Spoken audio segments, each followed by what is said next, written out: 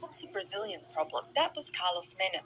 Argentina thinks that it's not racist because Argentina thinks that there's no black people.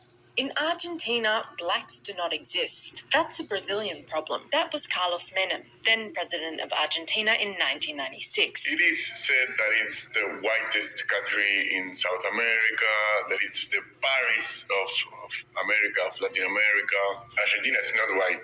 If not, I wouldn't be here. But Menem didn't invent this myth. He was repeating a narrative built over a century of deliberate racial erasure, because history tells a different story. As early as 1588, enslaved Africans arrived in what is now known as Argentina. Between the 16th and 19th centuries, more than 200,000 enslaved Africans were brought to the region. A 1778 census found that approximately one-third of the country's population consisted of people with African descent. In 2022, less than 1% identified as Afro-descendant. So where did they go? Some historians point to disproportionate black conscription in Argentina's wars and a devastating 1871 yellow fever epidemic, though others argue these were secondary to the deliberate policy of erasure by the state. In the late 1800s, Argentina's leaders decided the country's future was European. They called the policy blanqueamiento, whitening, and actively promoted intermarriage and mass immigration to dilute the non-white population.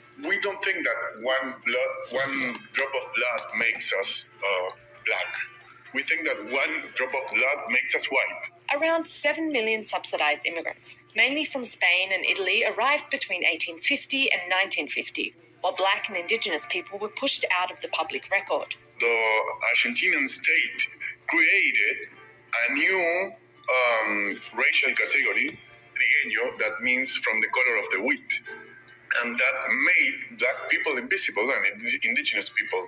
Erasure on paper was met with violence on the ground. Between 1878 and 1885, at least 14,000 indigenous people were killed in the so-called conquest of the desert in Patagonia. In July 1924, Argentine police and settlers massacred the Quam and Macoy people who were protesting inhumane living and working conditions on cotton plantations in Nepalpi. Between 400 and 500 people were killed, and it took until 2022 for it to be called a crime against humanity.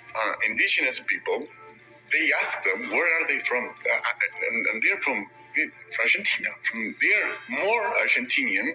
In fact, they've been here before Argentina existed. Even Argentina's most famous export carries this history of erasure.